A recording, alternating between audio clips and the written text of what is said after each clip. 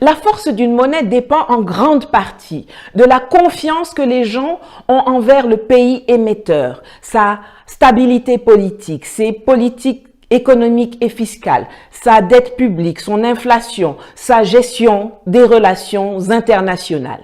Eh bien, grâce à leurs sanctions illégales, souvent, et leur comportement hégémonique, toujours, la confiance dont bénéficiait le dollar s'est envolée. Pouf! Parti.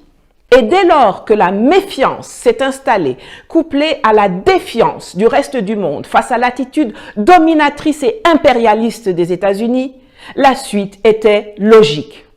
Enterrement du pétrodollar, ce système dans lequel le dollar américain était utilisé depuis les années 70 comme monnaie de règlement pour les transactions pétrolières internationales, et dédollarisation accélérée de l'économie mondiale.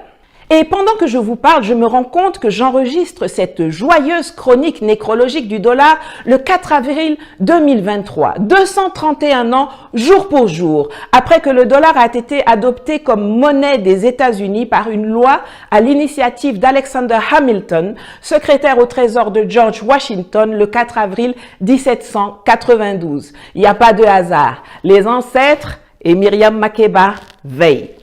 Et c'est ainsi qu'en lieu et place d'une isolation de la Russie comme le souhaitaient les anciens maîtres du monde, c'est plutôt à un resserrement des rangs auquel on a assisté.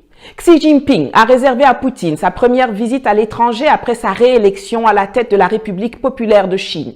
Les présidents biélorusses, syriens, sénégalais se sont rendus à Moscou, tout comme des centaines de parlementaires venus de 40 pays africains. Le locataire du Kremlin s'est rendu en Iran, en Ouzbékistan. On note aussi le refus de nombreux pays africains de voter les résolutions condamnant la Russie à l'ONU. Mais plus fort que tout cela, il y a la solidarité des pays producteurs de pétrole, celle qui fait mal à la poche des Occidentaux. Après une première baisse de la production décidée par l'OPEP+, il y a quelques mois, la Russie, l'Arabie Saoudite, les Émirats Arabes Unis, le Koweït, l'Irak, l'Algérie, Oman et le Kazakhstan ont annoncé au calme il y a quelques jours une nouvelle réduction volontaire de leur production de pétrole.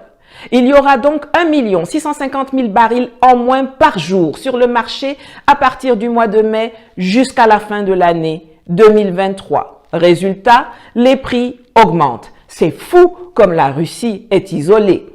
Les USA et l'Union européenne, ces génies qui s'étaient aventurés à fixer un plafond pour le pétrole russe, tempêtent, pleurnichent et grattent leur tête et leur fond de porte-monnaie.